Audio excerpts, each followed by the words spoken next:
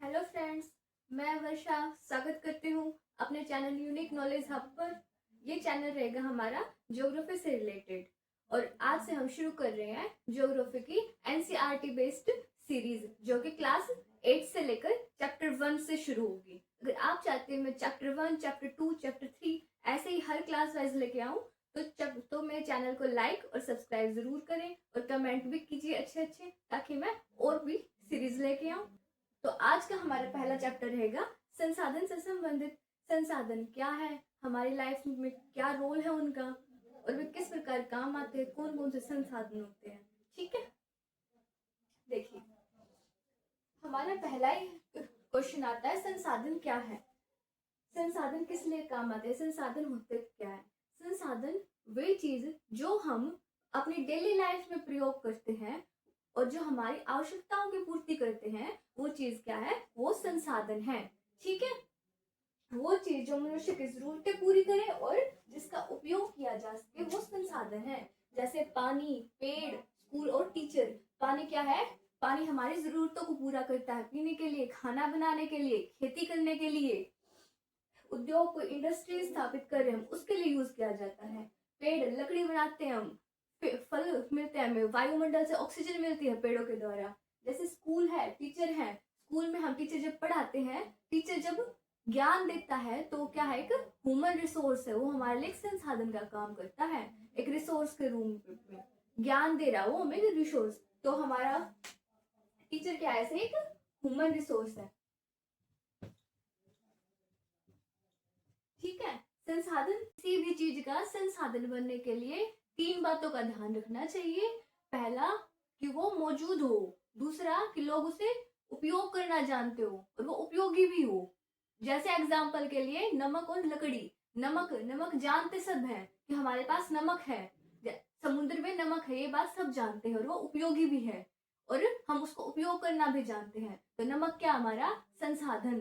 ठीक है, जैसे लकड़ी, लकड़ी है हमारे पास एनवायरमेंट में, उसका उपयोग भी जानते हैं, फर्नीचर बनते हैं अच्छे अच्छे, उपयोगी भी है, वो अच्छी क्वालिटी की लकड़ी भी है। इस प्रकार जब तक ये 3 फैक्टर पता होंगे हमें कि वो मौजूद है और कितना उपयोगी है और लोग उसे उपयोग करना जानते हैं, वो चीज संसाधन होगी। तो संसाधन मेरे ख्याल से आप समझ गए होंगे संसाधन क्या है। संसाधन हमारी जरूरतों को पूरा करता है, हर चीज संसाधन है। संसाधन बनने के लिए 3 फैक्टर होने चाहिए, वो मौजूद होना चाहिए, वो उपयोगी होना चाहिए, लोग उसे उपयोग करना जानते हो। ठीक है, चलिए, संसाधन 3 प्रकार के होते हैं। प्राकृतिक संसाधन, मानव संसाधन, मानव निर्मित संसाधन। प्राकृतिक संसाधन वे होते हैं जो हमें प्रकृति से डायरेक्ट मिले होते हैं और मानव संसाधन होते हैं जो मानव से जुड़े हो, जो मानव द्वारा रिसोर्स प्राप्त होंगे। फिर आते हैं मानव निर्मित संसाधन। मानव निर्मित संसाधन वे संसाधन होते हैं जो मनुष्य प्रोड्यूस करता है अपनी जरूरतों को पूरे करने के लिए। ठीक है, सबसे पहले आते हैं प्राकृतिक संसाधन। प्राकृतिक संसाधन कौन से होते हैं, जो प्रकृति से सीधे मिलने वाली चीजें होती है, जो हमारी जरूरतों को पूरा करती है। जैसे हवा, पानी, ये प्रकृति ने दिए हुए हमें। ठीक है, ये संसाधन प्राकृतिक संसाधन। अब प्राकृतिक संसाधनों को भी उप श्रेणियों में बांटा गया है। पहली उप श्रेणी आती है हमारी जीवित संसाधन, यानी बायोटिक। जीवित संसाधन कौन से होते हैं, जीवित प्राकृतिक संसाधन वे संसाधन होते हैं जिनमें जीव हो। ठीक है, जीवित हो, जीवित प्राणियों से जुड़े हो या जिनमें जीवन होता है, वे होते हैं हमारे जीवित संसाधन। जैसे पशु हो गया, पशु में क्या आता है हमारा, गाय आ गया। गाय हमें क्या देती है, दूध देती है, गाय का दूध निकालते हैं, दूध हमारे लिए क्या है, एक संसाधन है पीने का, हमारी जरूरतों को पूरा करते हैं, गाय हमारी जरूरतों को पूरा कर रही है। ठीक है, इसके बाद आता है गाय गोबर भी देती है। गोबर कहाँ से आया है, गोबर भी हमारा प्रकृति ने दिया है, जीवित चीजों से संबंधित है गोबर भी। गोबर खेती करने के लिए, ठीक है, खेती में लाभ देता है, ये बहुत ज्यादा एक सोर्स के रूप में काम करता है। इस गोबर के बाद आता है चमड़ा। चमड़ा भी क्या है, जानवरों से मिलता है, भैंस से मिलता है, गाय हो गया, मगरमच्छ हो गया, मगरमच्छ के जो खाल के जूते बन गए, ये चीजें। ठीक है, बकरी हो गई, उसकी ऊन से क्या बन गया, स्वेटर बन गई, मफलर बन गए। हाथी का दांत हुआ, गेंडे के सींग हो, गेंडे का वो सींग हुआ, इन सब चीजों से है ना जो भी हमारी रिसोर्स, हमारे संसाधन हमारी जरूरतों को पूरा करते हैं, वो सारी चीज आती है इस जीवित संसाधन के अंदर। ठीक है, चमड़े के जूते, ब्लेजर, बेल्ट, ये बेल्ट है लेदर की नहीं है, लेदर के जूते, ये सारी चीजें किससे बनती है? जीवित चीजों से। ठीक है, संसाधन के रूप में। ये था हमारा जीवित संसाधन। इसके बाद पढ़ते हैं अगला, एबायोटिक, अजीवित। फिर आते हैं अजीवित संसाधन। अजीवित संसाधन कौन से होते हैं? जिनमें जीवन नहीं होता है, जो निर्जीव होते हैं, जिसमें जीवन नहीं होता है। एग्जाम्पल, हवा, पानी, लोहा, धातु, कोई भी धातु हुई, कोई भी खनिज हुआ, धूप, ये सारे क्या है? अजीवित संसाधन है। हमारे लिए संसाधन का काम करती है हवा भी, पानी भी, लोहा भी, धातु भी, खनिज भी, धूप भी, लेकिन इनमें जीवन नहीं है। ठीक है, ये है अजीवित संसाधन। इसके बाद आते हैं नवीकरणीय संसाधन।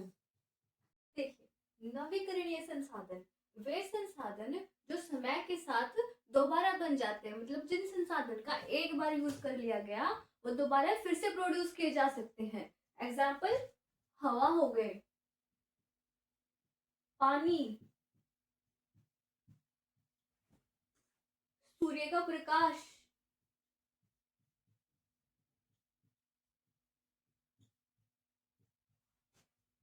पशु हो गए, पेड़ पौधे,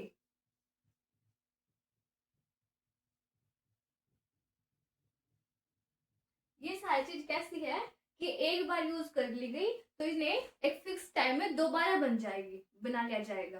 ठीक है, इनका दोबारा यूज किया जा सकता है। इसके बाद आते हैं अनवीकरणीय संसाधन। अनवीकरणीय संसाधन क्या होते हैं? जो एक बार यूज करने के बाद दोबारा यूज नहीं किए जा सकते, वो एक बार यूज करते ही खत्म हो जाएंगे, या तो बनेंगे तो बहुत मुश्किल से बनेंगे, बहुत लंबे टाइम के बाद बनेंगे। ठीक है, जैसे एग्जाम्पल, कोयला, पेट्रोलियम,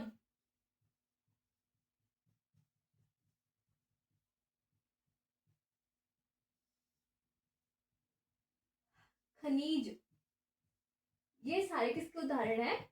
अनवीकरणीय के। एक बार खत्म होने के बाद ये दोबारा नहीं बनेंगे, बनेंगे तो बहुत ही लंबे टाइम पीरियड के बाद बनेंगे। इसके बाद आते हैं स्थानीय बनाम वैश्विक वितरण। ये कौन से संसाधन होते हैं? जो वे संसाधन जो किसी विशेष क्षेत्र में मिलेंगे या स्थान पर पाए जाते हैं, या मनुष्य मुख्य रूप से उसी जगह के लोग उपयोग करते हैं। यानी एक ऐसी जगह जहां पर विशेष रूप से संसाधन पाए जाएंगे, किसी एक निश्चित जगह पर ही पाए जाएंगे, और जहां पर मिल रहे हैं वहीं के लोग उसे का यूज करेंगे, कोई और यूज नहीं करेगा। देखो एग्जाम्पल के साथ, जैसे कोई गांव का तालाब हुआ, अब जहां तालाब होगा उस तालाब का यूज मोस्टली कौन लोग करेंगे? जो उस गांव में रहने वाले होंगे। ठीक है, सोने की खान हो गई,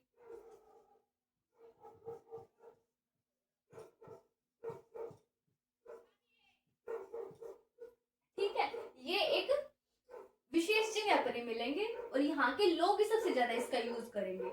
ये थे स्थानीय बनाम वैश्विक वितरण। तो प्राकृतिक संसाधन हमारे यहाँ खत्म हो गया है। अब हम इसका अगला पॉइंट पढ़ेंगे, संसाधन, मानव संसाधन।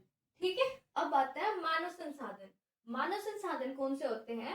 वे लोग जो अपनी योग्यता, शिक्षा, कौशल और मेहनत से देश या समाज के विकास में योगदान होते हैं, देते हैं। यानी जब मानव अपनी शिक्षा दीक्षा करके एक टाइम के बाद अपने देश के विकास में हेल्प करे तो उसको क्या बोलते हैं? मानव संसाधन। जैसे डॉक्टर पढ़ लिख कर क्या हो गया? डॉक्टर बन गया, और आगे क्या, अब क्या कर रहा है? अपने देश में डॉक्टर बनकर सेवा करके योगदान दे रहा है देश को विकास करने में। ठीक है, इंजीनियर, ठीक है, तो ये था हमारा मानव संसाधन। फिर इसके बाद आता है थर्ड पॉइंट, मानव निर्मित संसाधन। मानव निर्मित संसाधन कौन से होते हैं? वे संसाधन जो मनुष्य द्वारा प्राकृतिक संसाधनों का उपयोग करके बनाए जाते हैं, यानी जो मनुष्य ने ही बनाए हैं प्राकृतिक संसाधनों का प्रयोग करके। देखिए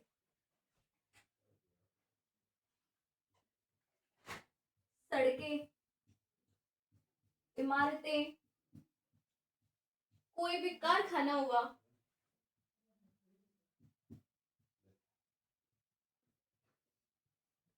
रेलगाड़ी, कार, ये सारे वाहन, ये कैसे हैं? मानव निर्मित संसाधन है। ठीक है, जो मनुष्य ने बनाए हैं प्रकृति की हेल्प लेकर, ये है मानव निर्मित संसाधन। हमारे संसाधन और संसाधन के टाइप यहाँ खत्म होते हैं। इसके बाद अगला पॉइंट आता है हमारा कि मानव जो संसाधन है वो हमारे लिए क्यों महत्वपूर्ण है। अब उस मानव संसाधन क्यों महत्वपूर्ण है?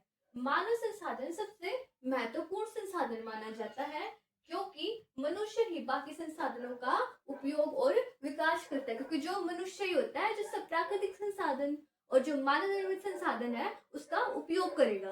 कैसे? अन्य संसाधनों का उपयोग करता है। जो प्राकृतिक संसाधन हो गए और मानव निर्मित संसाधन होगा उनका प्रयोग तब तक मानव नहीं करेगा तब तक वो संसाधन क्या है? बेकार रहेंगे। इसलिए मानव संसाधन महत्वपूर्ण है। फिर आता है विकास और प्रगति में मदद करता है। कौन? मानव संसाधन। मनुष्य अपने ज्ञान और शिक्षा कौशल से देश की आर्थिक और सामाजिक स्थिति को मजबूत करता है, इसलिए मानव संसाधन महत्वपूर्ण है। तीसरा, नए आविष्कार करता है। जो मनुष्य होता है, मनुष्य की सोच कैसी होती है? रचनात्मक। मनुष्य रचना करता रहता है, तो रचनात्मक सोच से नए तरीके और खोजे करता है, इसलिए मानव संसाधन महत्वपूर्ण है। फिर है रोजगार और उत्पादन बढ़ाता है। जो लोग मेहनती होंगे वो पढ़ेंगे लिखेंगे, अपने अंदर स्किल डेवलप करेंगे और इंडस्ट्री खोलेंगे, बिजनेस बनाएंगे, खेती करेंगे और उसमें क्या करेंगे? उत्पादन बढ़ाएंगे, जिससे क्या होगा? लोग काम के लिए आएंगे। ठीक है, एम्प्लॉयमेंट निकालेंगे, रोजगार निकालेंगे। फिफ्थ आता है समाज को संगठित करता है, यानी समाज को एकजुट रखने की कोशिश करता है। कौन? मानव संसाधन। कैसे? मनुष्य ही समाज को नियम, संस्कृति और सहयोग से जोड़ता है।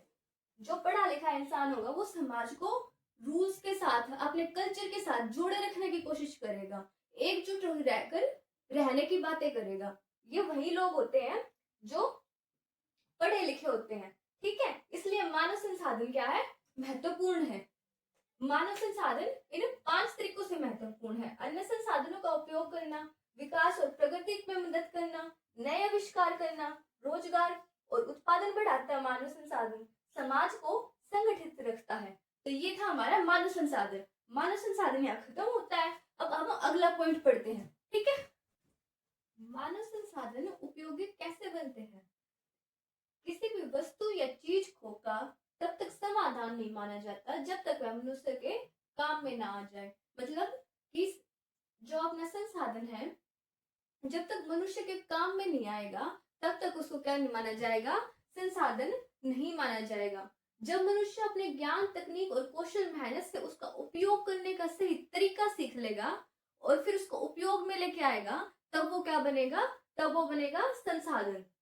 संसाधन उपयोगी बनने की प्रक्रिया कैसी होती है? सबसे पहले मानव की आवश्यकता पर डिपेंड करती है। जब किसी चीज की जरूरत महसूस होगी मानव को, तब वह उसे ठीक अपने लिए उपयोगी बनाने की कोशिश करता है। फिर मानव ज्ञान और कौशल, मनुष्य अपने ज्ञान और कौशल के जरिए उस वस्तु का सही उपयोग करेगा। फिर तकनीक, विज्ञान और तकनीक की मदद से मनुष्य उस चीज को संसाधन में बदल देगा। फिर उपयोग का तरीका, जब किसी वस्तु से लाभ या सुविधा मिलती है तब वह उपयोगी संसाधन कहलाती है। जब किसी कोई भी वस्तु है उस वस्तु से लाभ वाली चीजें मिलेंगी हमें, तब उस चीज के को क्या मानेगा? उपयोगी संसाधन। ये मेरे लिए उपयोगी संसाधन है बहुत ही, अगर उसका प्रॉफिट निकल रहा होगा उससे। ठीक है, इसलिए मानव संसाधन उपयोगी बनते हैं। मानव की आवश्यकता से, ज्ञान से, तकनीक से और उपयोग के तरीके से, इन 4 फैक्टर से क्या बनते हैं? संसाधन उपयोगी बनते हैं। ठीक है, चलो अगला पॉइंट पढ़ते हैं अब। संसाधन संरक्षण के व्यवहारिक तरीके, हम संसाधनों का बचाव कैसे कर सकते हैं। तो सबसे पहले आता है पानी का संरक्षण। पानी में जो नल है उसको खुला नहीं छोड़ना चाहिए। बारिश के पानी को जमा करो। जमा करके बारिश का पानी कैसा होता है, मिनरल वाला होता है। उसको इन्वर्टर में भी सेव कर सकते हैं, स्टोर कर सकते हैं। इन्वर्टर की जो बैटरी होती है पीने के लिए भी यूज कर सकते हैं, नहाने के लिए भी। और खेतों में कैसी टपक सिंचाई अपनानी चाहिए। ठीक है। फिर आता है ऊर्जा का संरक्षण, ऊर्जा का बचाव। बिजली को बेकार होने से बचाना चाहिए। सौर ऊर्जा और पवन ऊर्जा का उपयोग करके हम बिजली को बचा सकते हैं। बिजली वाले जो भी उपकरण है, टूल्स हैं, उनका सोच समझ कर यूज करना चाहिए। ठीक है। फिर आता है वन संरक्षण। वनों को कैसे बचा सकते हैं, ज्यादा से ज्यादा पेड़ लगाकर, लोगों को जागरूक करके कि पेड़ लगाना कितना जरूरी है, उनकी कटाई को रोकें। जंगलों जंगली जानवर, कागज की बर्बादी कम करें। कागज किससे बनते हैं, पेड़ पौधों से बनते हैं। ठीक है। तो कागज को वेस्ट कम करके और रिसाइकल करके हम पेड़ पौधों को बचा सकते हैं, वन संरक्षण कर सकते हैं। इसके बाद आता है मिट्टी का संरक्षण। मिट्टी को कैसे बचा सकते हैं, ढलानों पर टेरेस खेती करें। जो मिट्टी के टीले होते हैं उन पर टेरेस खेती करें। पेड़ पौधे लगाकर मिट्टी को बहने से बचाए। मिट्टी को बहने से कैसे बचा सकते हैं हम, उसके साइडों में, उसके किनारों पे क्या बना सकते हैं, बांध बना सकते हैं। ठीक है। रासायनिक खाद ना डालें। जो केमिकल्स होते हैं वो मिट्टी में ना डालें। केमिकल्स, रासायनिक खाद डालने से क्या होता है, मिट्टी अपनी उर्वरक शक्ति खो देती है पूरी तरीके से। जो मिट्टी में मिनरल्स होते हैं वो पूरी तरह से खत्म हो जाते हैं। इसके बाद आता है खनिज व ईंधन का संरक्षण। पेट्रोल और डीजल का कम उपयोग करें। पेट्रोल डीजल का कम उपयोग करें और सार्वजनिक यातायात का उपयोग करें। सार्वजनिक यातायात जैसे रेलगाड़ी, बस, इनका उपयोग करें ताकि जो डीजल और पेट्रोल है ये कम यूज हो और फ्यूचर में आने वाली हमारी पीढ़ी है उनके लिए बच सके। इसके बाद आता है मानव संसाधन का संरक्षण। मानव संसाधन का संरक्षण किस तरीके से कर सकते हैं, शिक्षा और स्वास्थ्य सुविधाएं बढ़ा सकते हैं। बढ़ाकर हम संरक्षण कर सकते हैं। लोगों को रोजगार देकर, उनको प्रशिक्षण के अवसर देकर हम संसाधन का संरक्षण कर सकते हैं। तो ये थे कुछ फैक्टर जो संसाधन संरक्षण के व्यवहारिक तरीकों के बारे में बताते हैं। अगर वीडियो अच्छी लग रही है तो चैनल को लाइक करें, सब्सक्राइब करें ताकि मैं अगली और वीडियोस लेकर आऊं। ठीक है। अब पढ़ते हैं अगला पॉइंट, सस्टेनेबल डेवलपमेंट। सतत विकास क्या है, सतत विकास का क्या अर्थ है। सतत विकास का अर्थ है एक ऐसा विकास जो वर्तमान में अपनी आवश्यकताओं की पूर्ति करके भविष्य की आने वाली पीढ़ियों के लिए भी संसाधन को बचाए रखे। वो क्या होता है, सतत विकास।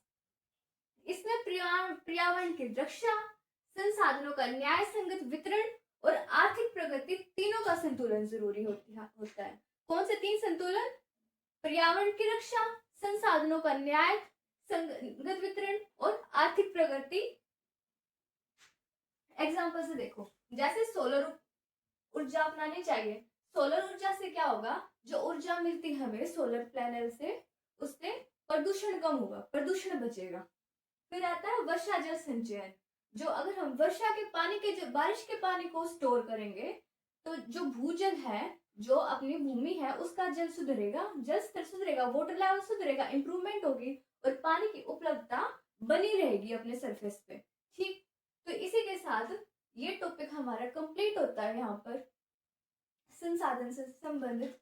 अगर आप चाहते हो मैं अगला टॉपिक भी लेके आऊं एनसीईआरटी का सेकंड चैप्टर क्लास 8 का, तो चैनल को लाइक, शेयर और सब्सक्राइब जरूर कर देना। ठीक है फ्रेंड्स।